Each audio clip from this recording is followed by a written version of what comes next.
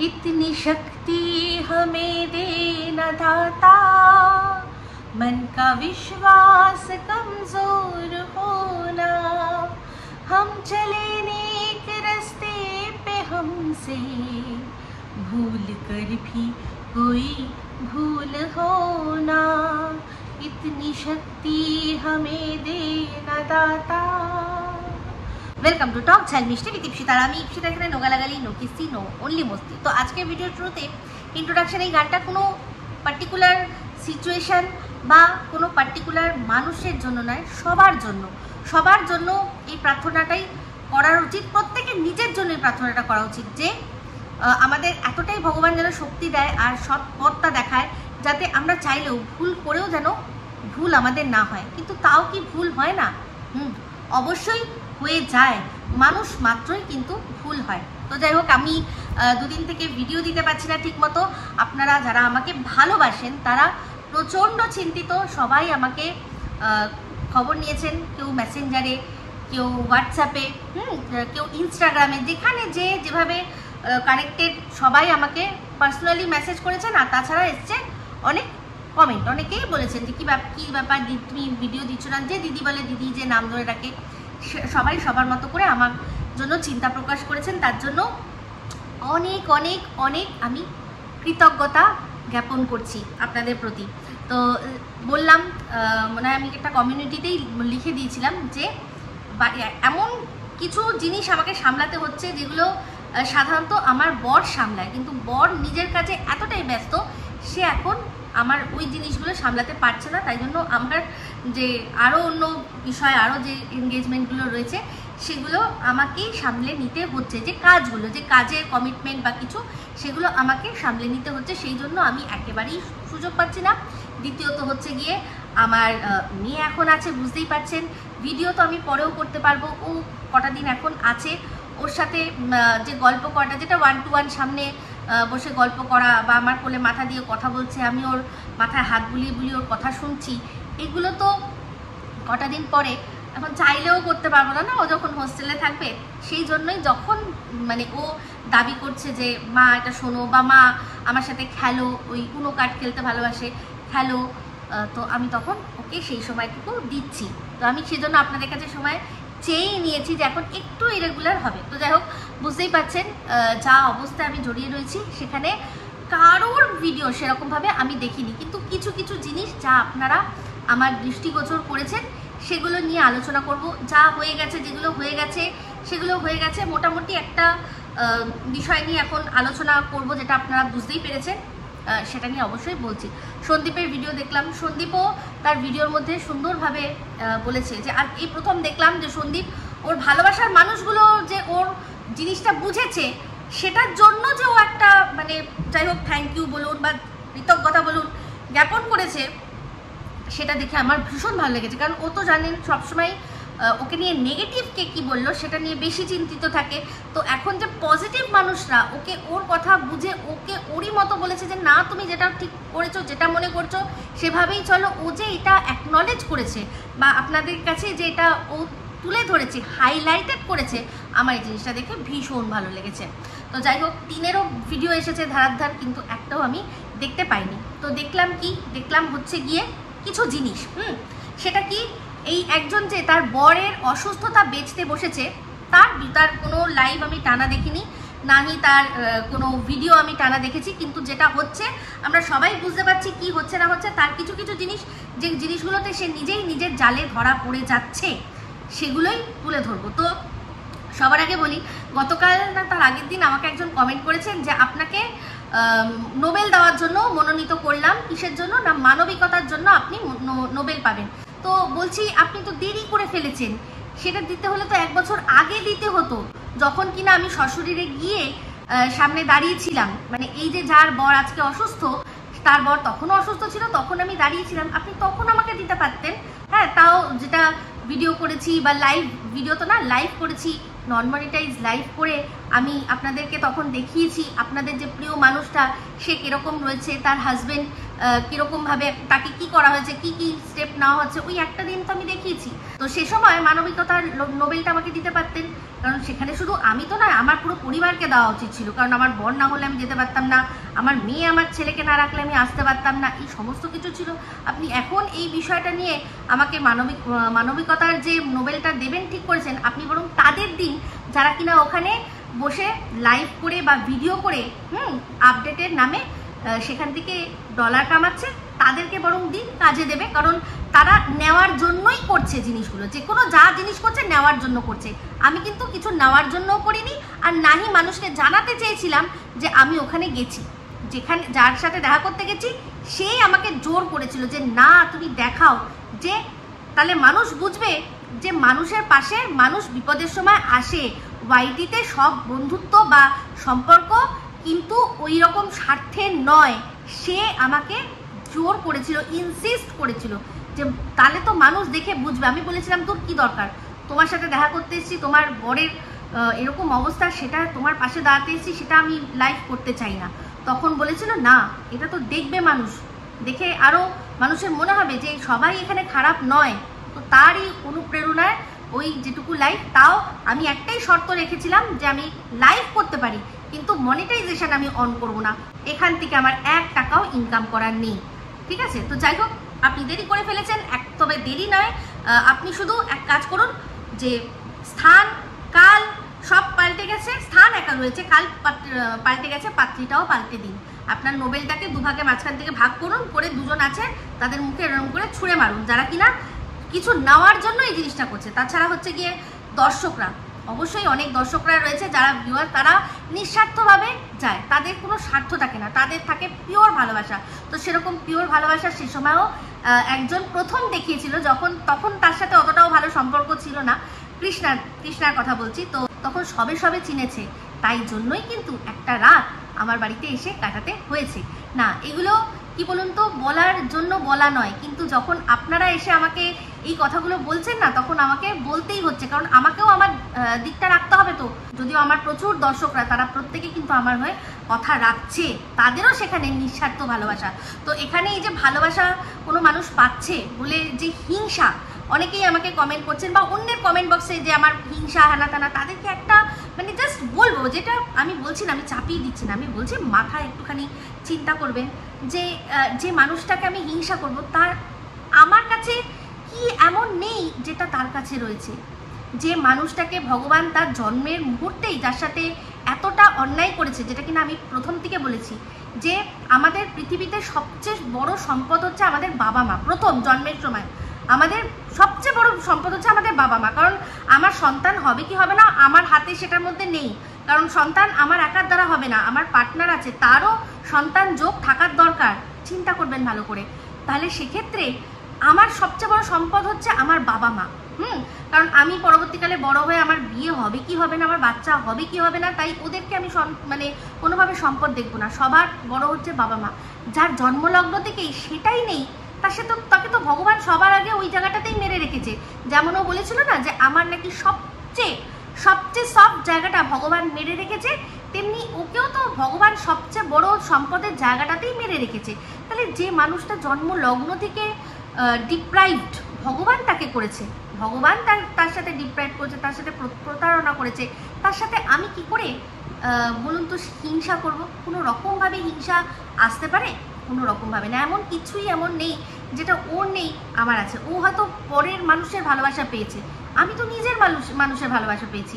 আমার শরীর খারাপ, আমার অসুস্থতায় আমার সব মানে যত আত্মীয় স্বজন বন্ধু বান্ধব সবাই পাশে এসে দাঁড়ায়, কিন্তু আজকে ওর এই বিপদের দিনে ওর কোনো আত্মীয় স্বজন ওর পাশে আছে? নেই তো। তো ভগবান বলে না, এক জায়গা দিয়ে যখন মানুষকে মেরে রাখে, অন্য সেই আবার একটা অন্য জায়গা দিয়ে কিন্তু তাকে পূরণ করিয়ে দেয়। তো এটা সম্পূর্ণ ভগবান করছেন, উনি যেটা ঠিক করেছেন, উনি যেরকমভাবে ওকে দেবে ঠিক করেছেন সেটা দিচ্ছেন। এখানে আমার আপনার অন্য কোনো রাম শ্যাম যদু মধুর কোনো হিংসার ব্যাপার না। কিন্তু যে ভগবানের এই মানে ভগবানকে বিশ্বাস করছে, তার এই দানটা দুহাতে নিচ্ছে, তার সত্ত্বেও যখন মাঝে মাঝে নিজে ভগবান হওয়ার চেষ্টা করে, তখনই অবাক লাগে দেখে যে এরকমভাবে যে পাচ্ছে তার কখনো নিজেকে ভগবান সাজানোর মানে উচিতই নয়।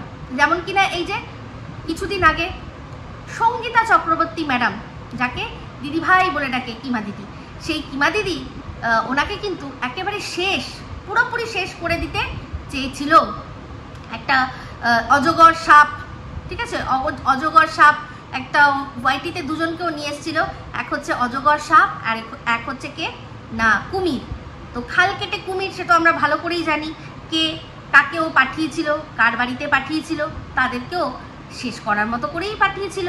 আর এই অজগর সাপ যে কিনা এসে ওকে গিলে খাবে, সেই জন্য তাকে কি করেছিল, শেষ করে দেওয়ার চেষ্টা করেছিল। তো যাই হোক, এগুলো সব পাস্ট ইজ পাস্ট। যদিও সঙ্গীতা ম্যাডাম কিন্তু সত্যি কথা বলতে যে আক্ষরিক অর্থে যদি কোনো বড় মানুষ, মানে বড় মানুষ বলতে কি, বড় মানুষ হয় মানুষের মন দিয়ে বড় হয়।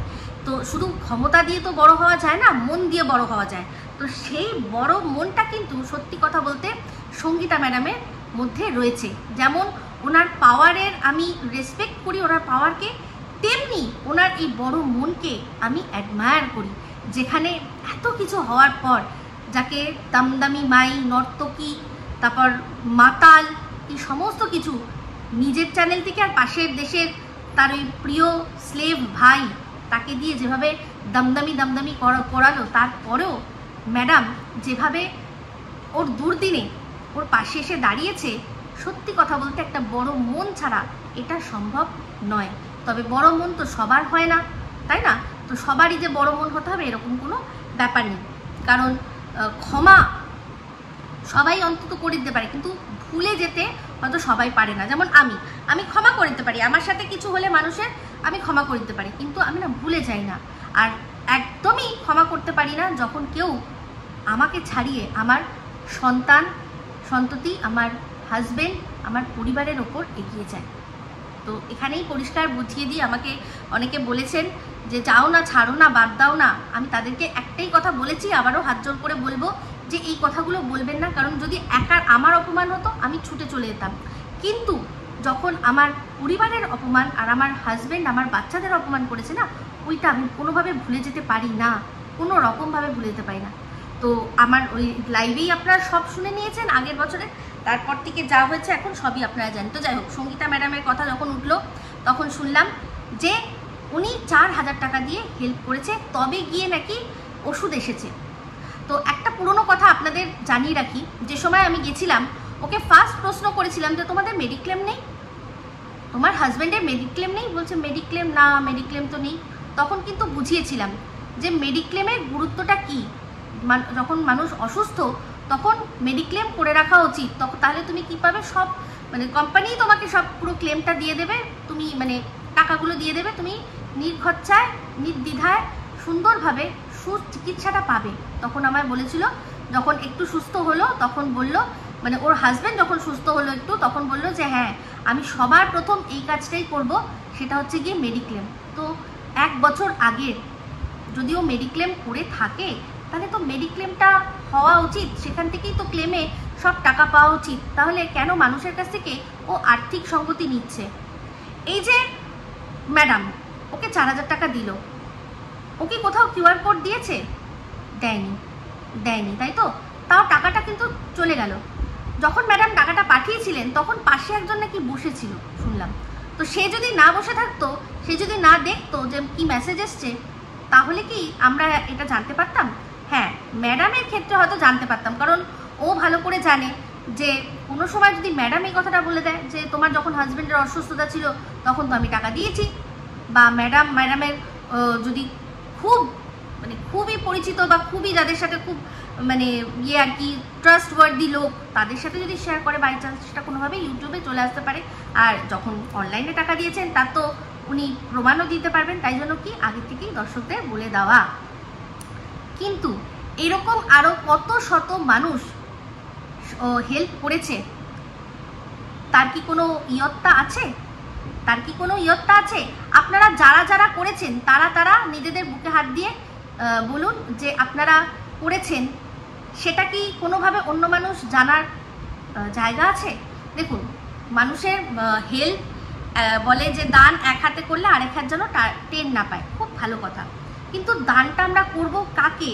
যার সত্যি দানের প্রয়োজন, যার বাড়িতে দুটো কাজের লোক, যার বাড়িতে দুটো কাজের লোক, যাদের একটা মানে ফলন্ত বিজনেস, চলন্ত বিজনেস, এমনকি শুনেছি মনোপলি বিজনেস, মানে ওদের এরিয়ায় ওদের চশমার দোকানটাই একটাই চশমার দোকান, আর ওখানে আশেপাশে সেরকম কোনো চশমার দোকানই নেই, তার মানে ওদের মনোপলি বিজনেস। যাদের ঘর বাড়ি এরকম যথেষ্ট ভালো, দুটো কাজের লোক বাড়িতে কাজ করে, যার মেয়ে নিজে এত ভালো ইনকাম করে, তাকে দান করতে মানুষের লাগে?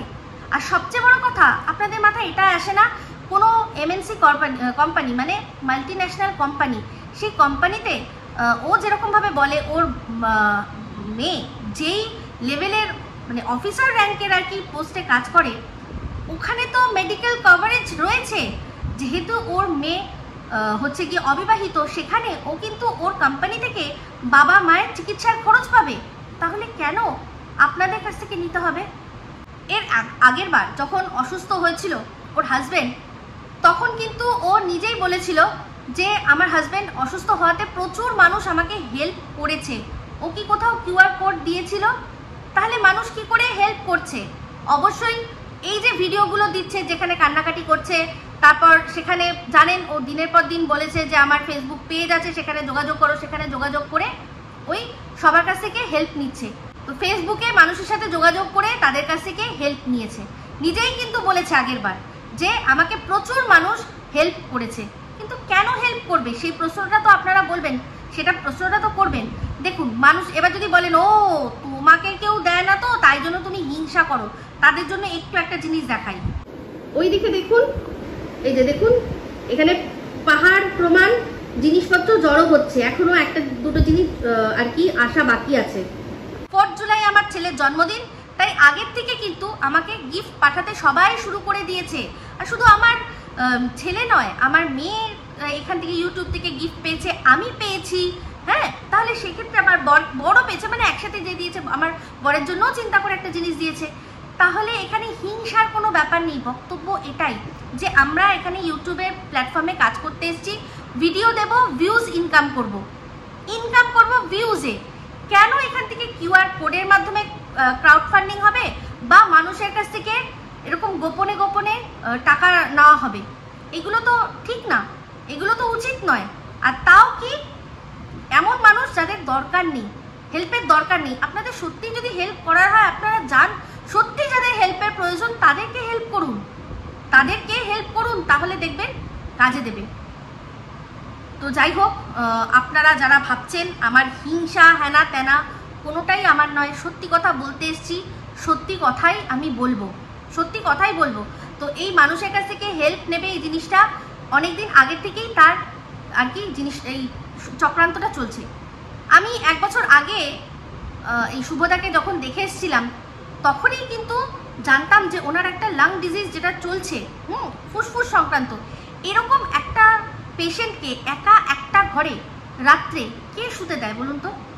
ওনার যদি রাত্রে কোনো কারণে কোনো অ্যালার্জি বা কোনো থেকে যদি ওই অ্যাটাকটা হয়, উনি কিন্তু ক্ষমতা হবে না যে পাশের ঘর থেকে মেয়েকে বা নিচে নেমে তার বউয়ের সাথে যোগাযোগ করার বা ডাকার, কোনো রকমভাবে সম্ভব হবে না।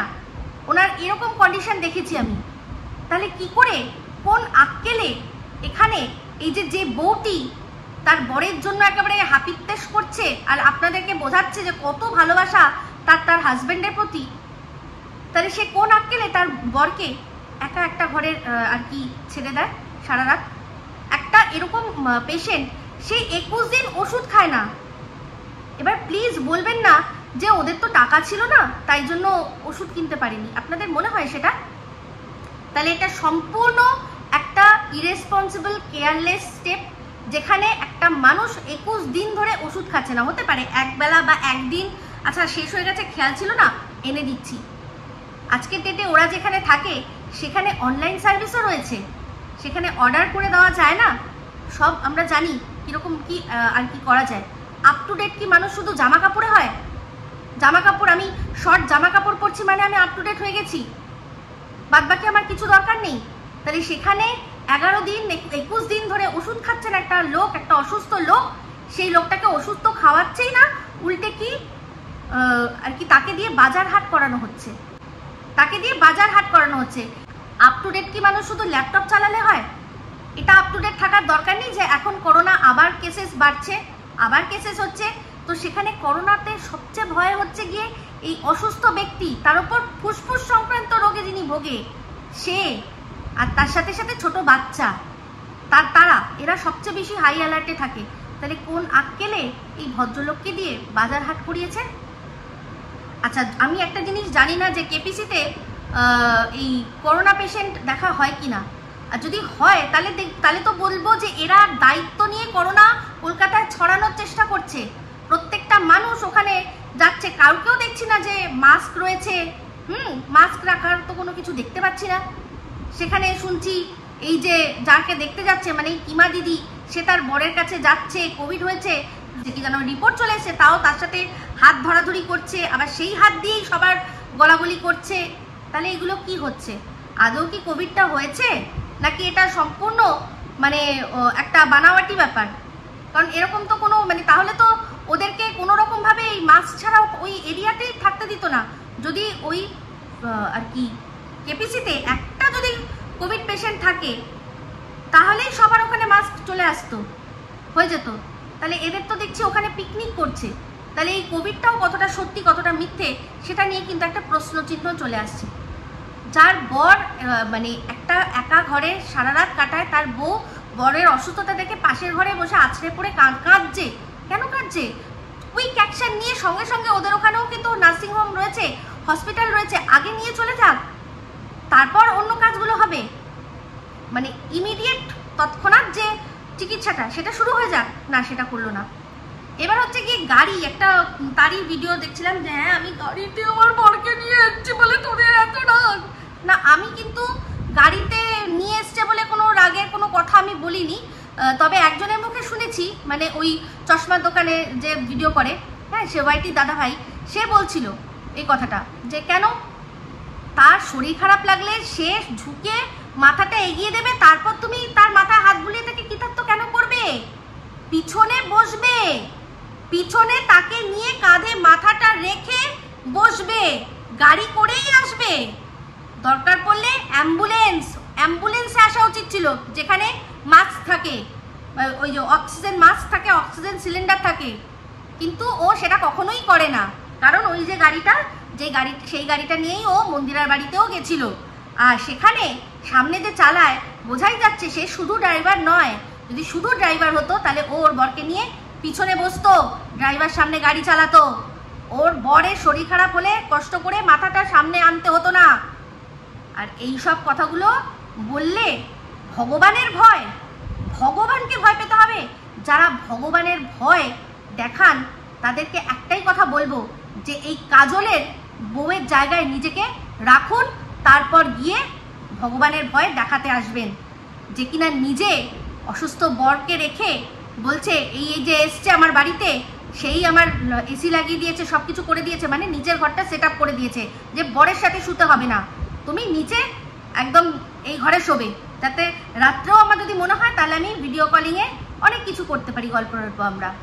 তো সেই জন্য আর সেই কথাগুলো যে বলে, দাঁত বার করে করে বলে, আর তার কথা শুনে যাদের মানে পুরো পরাণ পুরো গলিয়ে চলে যায়, তাদের সবার জন্য, তাদের প্রত্যেক সেই সব কটা মহিলার প্রত্যেকের জীবনে একটা করে এরকম সীমা এসে জুটুক, তাহলে তারা বুঝবে যে কেমন লাগে, কেমন লাগে। নিজেকে এই কাজলের বউয়ের জায়গায় নিয়ে গিয়ে রাখ তোরা, তারপর বুঝবি যে কতটা কষ্ট হয়। কি মনে হয় সে কি দেখে না? সব দেখে, সব শোনে, সমস্ত কিছু শোনে। তার মনে হয় না যে এই যে যার প্লাস্টিকার দাঁতওয়ালি, সেই প্লাস্টিকার দাঁতওয়ালির ঘরে একটা যে এসি লাগিয়েছে বা ওকে যা যা ওর পেছনে যা খরচা করছে, সেই পয়সাগুলো যদি থাকতো আমার মেয়ের কাজে লাগতো, আমার মেয়ের কাজে লাগতো, টাকাগুলো আমার মেয়ের অধিকারের টাকা, সেগুলো দিয়ে বাবা কি করছে না ফুর্তি করছে, নষ্টামি করছে। সেগুলো চলে, সেগুলো অ্যাপ্রিসিয়েট করা যায়। অ্যাপ্রিসিয়েট করা যায় না কাকে? অবশ্যই সন্দীপের যে বান্ধবী কি না ঝিমি, সরি পিউকে অ্যাপ্রিসিয়েট করা যায় না। সন্দীপ কারোর সাথে বন্ধুত্ব রাখতে পারবে না যার কিনা বাড়িতে বউ নেই। আর যে মেয়েটাও একটা ডিভোর্সি মেয়ে, একজনের সাথে সম্পর্ক, সেটা ব্রেকআপ করে দিয়েছে। এরা বন্ধুত্ব রাখতে পারবে না। বন্ধুত্ব রাখবে কে? কাদের বন্ধুত্ব, কাদের ভালোবাসার গল্প শুনবে? সবাই গিয়ে ওই কাজল, নয়নতারা তার বউয়ের জায়গায় নিজেদের রাখ, তারপর আমাকে ভগবানের ভয় দেখাতে আসবি সবাই। বুঝতে পেরেছিস? তো যাই হোক, এবার চলে আসি যে এই কতগুলো আছে পোষ্য, সেই পোষ্যগুলোকে আমার পেছনে লাগিয়েছে।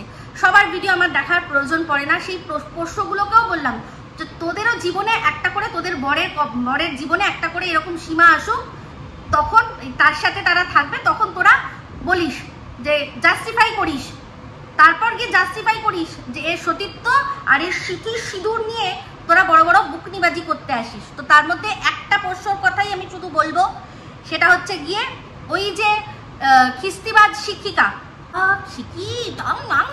করে ওর তো দাঁতটা এরকম, এখান থেকে দুটো দাঁতগুলো ড্রাকুলার মতো। ও আবার আমায় বলে, আমার হাসি পাচ্ছিল। ও যা খুশি আমাকে নিয়ে বলুক, ও খিস্তিবাজ, আমার কোনো আপত্তি নেই, কিন্তু একটাই প্রমাণ ও দেবে। আমার ছবি লাগিয়েছে না, আমার ছবি লাগিয়ে যদি ও এমন কোনো কথা বলে যেই কথাটার ও প্রমাণ দিতে পারবে না, তাহলে কিন্তু সেটা উচিত হবে না। এক বাপের যদি জন্ম হয়ে থাকে, তাহলে ও বলবে, যে প্রমাণ দেবে যে আমি কোন গ্রুপে ছিলাম। এই কিমা গ্রুপ বানিয়েছিল, সেই গ্রুপে কিমা সহ কিমার কতগুলো, তখন আরো অনেকে আমার মানে পরিচিত ভিউয়ার্স ছিল, সবাই আমাকে রিকোয়েস্ট করেছে যে তুমি জয়েন করো। আমি বলেছি যে না, আমি হোয়াটসঅ্যাপ আনইনস্টল করে রাখি, আমি কোনো গ্রুপ ফুপ কোনোদিনও জয়েন করবো না। আর ও বলছে নাকি গ্রুপে থাকতো, আর কুবুর দিদি তো এই প্রমাণ দেবে তুমি, বুঝতে পেরেছো? তুইও বলবো না, প্রমাণ দেবে তুমি, ঠিক আছে? বলছে অকৃতজ্ঞকে অকৃতজ্ঞ বললি কি দোষ আছে? কোনোই দোষ নেই। তাহলে তো কানাকে কানা, খোঁড়াকে খোঁড়া, বাজাকে বাজা বললেও কোনো দোষ নেই, তাই না? কোনো দোষ নেই, কিন্তু তাও তো আমরা বলি না। বলি কি? বলি না। তো যাই হোক, এই মাজা নিয়ে বলছিল, দেখলাম হচ্ছে গিয়ে সুতো বলছিল যে আমাদের বাড়িতে তো এরকম অনেকে আছে, আমি সুতোপা, ওই আরেক সুতোপা, ব্যাস ওই অবধি। আরো অনেকেই আছে যারা কিন্তু বায়োলজিক্যাল মাদার নয়, কিন্তু তাদের কেউ মাজা বলে না, কেউ সাথীকে বলে না, কেউ মৌকে বলে না, কেউ গৌরিকাদিকে বলে না, এরকম আরো অনেকেই আছে, তাদেরকে বলে না। শুধু তোদেরকেই কেন বলে চিন্তা করে দেখিস, তাহলে নিজেই প্রশ্নের উত্তরটা পেয়ে যাবি। তোর তো তাও পেয়ে একটা প্রশ্ন আছে, সেটাকেও 10 বার ভাগানোর চেষ্টা করেছিলি, কিন্তু এইটা অদ্ভুত ব্যাপার। তো মানছি বাঁচা বলা যাবে না, কিন্তু এই যে একটা মানে অকর্মণ্য, এই যে একটা নিজে অকর্মণ্য অপয়া, এটা তো বলতেই পারি, কারণ নিজের মুখের দোষে নিজের চাকরিটা খুঁয়েছে, শুনেছি চাকরি খেয়ে নিয়েছে, নিজেই নিজের চাকরি খেয়ে নিয়েছে, তো আবার এখন পোষ্যগিরি করতে এসছে। তো ভালো, পোষ্যরা সবসময় পোষ্যগিরি করলে কি হয়, পোষ্যের ওপরে গিয়ে কেউ উঠতে পারে না, নিজস্ব কোনো আইডেন্টিটি নেই। তবে একটা জিনিস দেখলাম যে কিমা দিদির ছবি লাগিয়েছে, আরো সবার ছবি লাগিয়েছে, অতটা ভিউজ হয়নি যেটা আমার ছবি লাগিয়ে ভিউজটা হয়েছে। তাহলে সবটাই মানে আপনাদের সামনেই আছে, যে বলে না হেট করে হোক বা ভালোবেসেই হোক, আমাকে ইগনোর কিন্তু করা যায় না, যেটা আমি সবসময় বলি যে you can love me, you can hate me, but you never ignore me. এটা তো একদম সত্যি কথা। তো যাই হোক, এই বলেই এখনকার মতো ভিডিওটা এখানে এন্ড করছি। তো এইরকমভাবে মানুষের কাছ থেকে টাকা নেওয়া, ভিক্ষা করা, এটা দেখে আমার অবাক লাগে। কেন বলছি, কারণ আমিও যে প্রফেশনে রয়েছে, আমি একজন ইউটিউবার, মানে দুদিন পর সবাই ইউটিউবারদেরকে বলবে আরে এ তো ভিখারি, এরা তো ভিক্ষা নেয় মানুষের কাছ থেকে। আমরা এন্টারটেন করব, সেখান থেকে আমরা রেভিনিউ জেনারেট করব। আমরা ভিক্ষা ইউটিউবে একমাত্র শুধুমাত্র ভিউজের জন্য করতে পারি, যে আমাদের ভিউজ দাও, আমরা তোমাদের এন্টারটেনমেন্ট দেবো। কিন্তু এরকমভাবে আমার ফেলো ক্রিয়েটার, সে মানুষের কাছে ভিক্ষা করছে। একজন তো ওপেন করেছে, এই তলে তলে করছে। যদি ম্যাডামেরটা না সামনে কেউ থাকতো, তাহলে আমরা জানতেও পারতাম না হয়তো, বা ম্যাডামটা বলতো। কিন্তু এরকম আরো কত লোক করেছেন না আপনারা হেল্প, বলেছে। তো এইগুলোই হচ্ছে ব্যাপার। কেন মেডিক্লেম নেই, আপনারা সেই প্রশ্নটা করুন। যার মেয়ে সম্পর্কে এত বড় বড় কথা বলে, এত ভালো চাকরি করে, তাদের ফ্যামিলিতে মেডিকেল কাভারেজ আছে, সেখান থেকে কেন পাচ্ছে না? বিষয়টা এরকমই হবে, শুনে নিন। যে ওই যে সেই শিয়াল পণ্ডিত আর কুমিরের গল্প, ওই একটাই দিয়ে সবকে দেখাবে। হয়তো ওর মেয়ের কোম্পানি থেকে বাবার পুরো চিকিৎসার টাকা কাভারেজ পেয়ে যাবে, কিন্তু তার সত্ত্বেও আপনারা যেগুলো দিয়েছেন সেগুলো নিয়ে নিয়ে বারবার করে দেখাবে, ঠিক আছে? তো এখানে বিষয়টা এটাই, যখন সে সমালোচনা করতে বসে, সে যখন অন্য মানুষকে নিয়ে বলতে পারে, বর বিচুনি বলতে পারে, সব কিছু বলতে পারে, তাহলে সে যখন এই জিনিসগুলো করছে তাহলে তাকে নিয়েও কথা হবে, অবশ্যই হবে।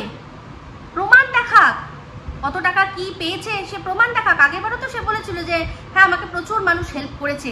আগেরবারও আমাকে সাথে যখন কথা হচ্ছিল তখন মেডিক্লেমের কথা বলেছিলাম, আমি বললাম আমি এই তো এইবারই করব, এইবারই আমি করব।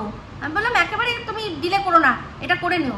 আমি তারপরেও একবার জিজ্ঞাসা করেছিলাম যে মেডিক্লেমটা করেছিলে, বলছে হ্যাঁ। তাহলে কেন এখন ক্লেম পাচ্ছে না? কেন এইসব ঢপের কীর্তন শোনাচ্ছে আপনাদের? হয়তো দেখুন ক্যাশলেস নয়, এখন টাকাগুলো ইনভেস্ট করবে, পরবর্তীকালে ওই যা বিল আছে সেগুলো সাবমিট করে সব টাকা পেয়ে যাবে। আপনাদের টাকাগুলো কেন দেবেন আপনারা এরকমভাবে? টাকা তাকে দিন যাদের সত্যিকারের দরকার। আপনাদের কাছ থেকে টাকা পাবে সেই আশা করে কি হাজব্যান্ডকে নিয়ে গেছিল? নিশ্চয়ই না, কখনো যায়নি, কখনো মানুষ সেটা করে না। তো যাই হোক বন্ধুরা, আর এইরকমভাবে দায়িত্ব নিয়ে করোনা ছড়ানো একেবারেই উচিত না, একদম উচিত না। কোনো মাস্ক নেই, কিছু নেই, ছড়িয়ে যাচ্ছে তো এরকমভাবে। তো যাই হোক, আমি অবশ্যই খবর নেব কেপিসিতে যে করোনা পেশেন্ট ভর্তি হচ্ছে কি না। অবশ্যই এটা আমি খবর নিতেই হবে, বা হয়ে গেছে তাকে ওখানে তাও রেখে দিয়েছে, কারণ ওখানে আরও অন্যান্য বিষয়ে মানুষ যায়। এটা তো একদম উচিত না। কোভিড তো একদম, করোনা তো একদম অন্য জায়গাতেই করা উচিত। তো যাই হোক, একটাই কথা সবশেষে, যে ভাই যাও গিয়ে ওই কাজলের স্ত্রী তার জায়গায় নিজেকে রাখো, তখন দেখো তোমাদের কত একে দেবী মনে হয়, তারপর এসে আমাকে কমেন্ট করে যেও, বুঝলে? তো যাই হোক, এই বলেই ভিডিওটা এখানে এন্ড করছি। যদি ভালো লাগে তাহলে অবশ্যই লাইক শেয়ার কমেন্ট করতে ভুলবেন না। যারা চ্যানেলটা সাবস্ক্রাইব করেননি তারা সাবস্ক্রাইব করে নেবেন। সবাই ভালো থাকবেন, সুস্থ থাকবেন। আবার আসছি খুব শীঘ্রই এক নতুন ভিডিও নিয়ে। Me Ipsita signing off. Love you all.